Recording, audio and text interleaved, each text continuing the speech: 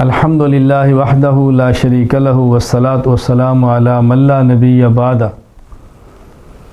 وہ شخص جس کے اوپر قربانی واجب ہے یا جو شخص قربانی دینا چاہتا ہے اس کو چاہیے کہ ذی الحج شروع ہونے کے بعد ناخن نہ کاٹے اور بال صاف نہ کرے۔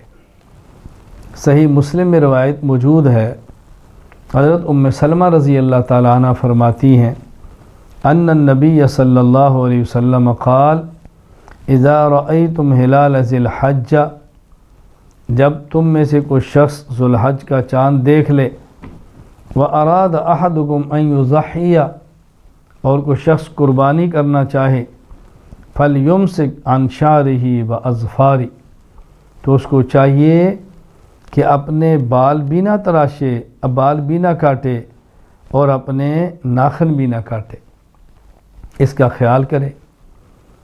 تو یہاں چند ایک باتیں سمجھ لیں۔ نمبر 1، ذو الحج شروع ہونے کے بعد بال اور ناخن کا نہ کاٹنا یہ اس شخص کے لیے ہے جس نے قربانی کرنی ہو، عام بندے کے لیے نہیں ہے۔ نمبر 2، بال اور ناخن نہ کاٹنا یہ مستحب ہے، واجب اور فرض نہیں ہے۔ اگر کوئی شخص کاٹ لے گا تو گناہ نہیں ہوگا۔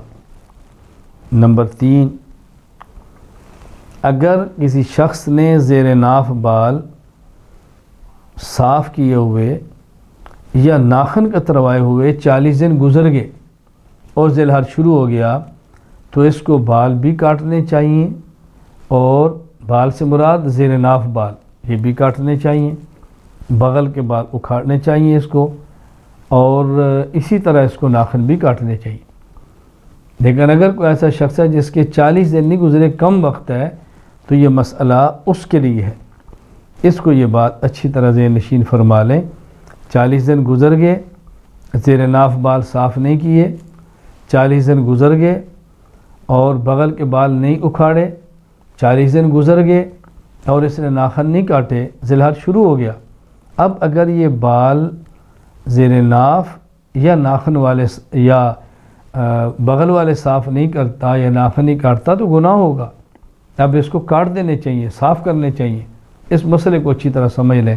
اللہ تعالی ہمیں شریعت کے مطابق زندگی گزارنے کی توفیق عطا فرمائے۔ وآخر دعوانا ان الحمد للہ رب العالمین۔